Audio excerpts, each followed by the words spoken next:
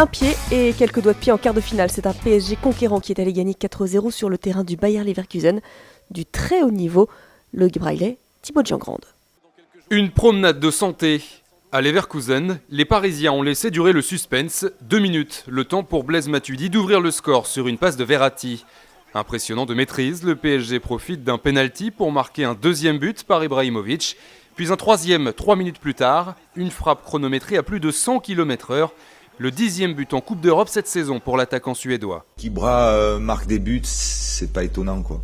Et qu'on puisse se poser la question de savoir s'il va être décisif, s'il va marquer des buts, ça me dérange un petit peu qu'on pose cette question. Il vous a donné la meilleure réponse qu'il pouvait vous donner, c'est sur le terrain aujourd'hui. Jamais inquiété, le Paris Saint-Germain gère parfaitement la deuxième période.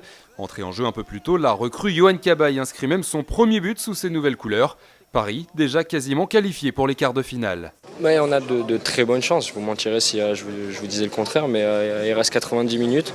Et voilà, l'important, ça va être, comme j'ai dit, de les jouer à fond pour garder les acquis que l'équipe a et les automatismes qu'on a montrés sur la pelouse ce soir. Et pour ce match retour, dans 3 semaines au Parc des Princes, les Parisiens auront en plus récupéré Edinson Cavani, le buteur uruguayen absent hier à cause d'une blessure.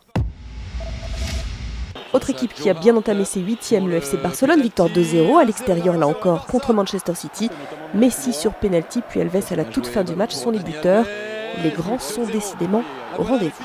C'est pour ça qu'il faut être aussi réservé peut-être pour le PSG, c'est que quand il y a un savoir-faire comme le Bayern peut l'avoir, comme le Barça peut l'avoir, faut toujours se méfier de ces grands clubs avant tout.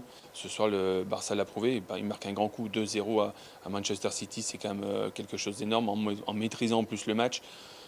Oui, il faudra encore compter sur le Barça cette saison. Ce soir, suite de ces 8e de finale de Ligue des Champions, donc avec un choc entre Arsenal et le tenant du titre, le Bayern de Munich, le Milan AC reçoit l'Atlético Madrid.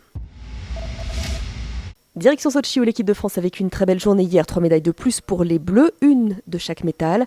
L'or de Pierre Vautier en snowboard cross, l'argent pour Martin Fourcade en biathlon et le bronze de Kevin Rolland en ski halfpipe. Une médaille olympique et historique puisqu'on voyait cette discipline pour la première fois aux Jeux Olympiques. C'est historique, j'aurais été vraiment déçu de ne pas être sur la page historique de la grande première du halfpipe aux Jeux Olympiques. Donc j'y suis, ça c'est fait, c'est à vie, donc trop de la balle. Et puis quelques nouvelles de Martin Fourcade dont on parlait il y a quelques instants. On va de nouveau le retrouver normalement cet après-midi puisqu'il est engagé sur le relais mixte malgré une sinusite qui lui pourrit ses nuits depuis quelques jours. S'il a la tête, il aura les jambes. Alors il n'aura peut-être pas les jambes pour, je sais pas, pour sprinter, pour faire quoi que ce soit, mais il a une grande détermination, ça c'est clair. Et moi, s'il arrive à exploiter, s'il n'est qu'à 90% physiquement, s'il exploite 100% de ses 90%, il fera mal.